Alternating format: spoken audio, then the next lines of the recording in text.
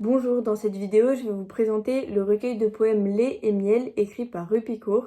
Rupi Kaur est une poétesse, illustratrice et interprète de 32 ans. Elle est née en Inde et elle est de nationalité canadienne.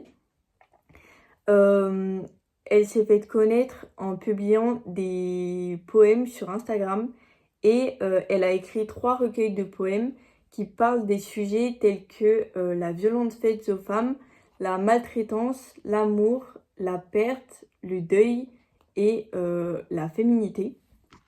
Alors son livre, c'est un recueil de poésie écrit en prose avec donc des poèmes qui n'ont pas de titre, avec ils sont très souvent accompagnés d'illustrations qu'elle fait elle-même. Donc ils abordent des sujets de souffrance différents. Donc il y a 4 sujets différents. Donc il y a souffrir, aimer, rompre et guérir.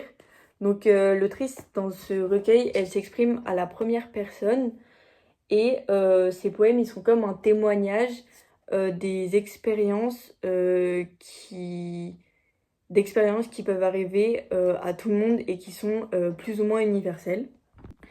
Donc dans la première section, souffrir, mettons, va rassembler l'ensemble des souffrances que des femmes peuvent subir et ressentir au cours de leur vie. Aimer va ensuite exprimer un amour passionnel entre deux personnes.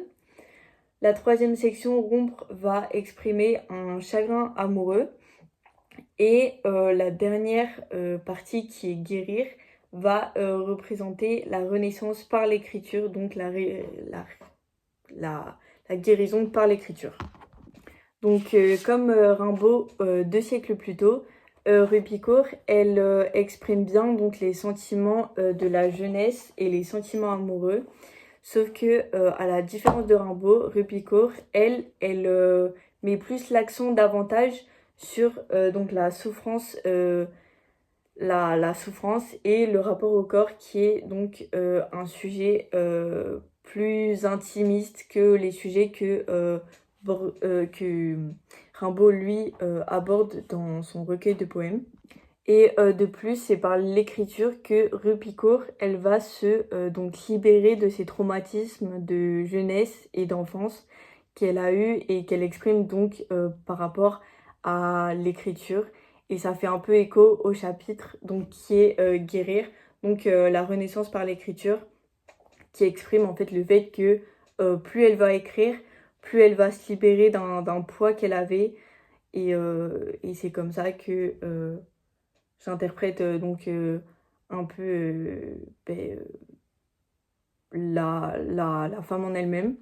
Donc de plus, c'est par l'écriture que l'autrice, elle va se libérer de ses traumatismes d'enfance et de ses traumatismes de jeune adulte.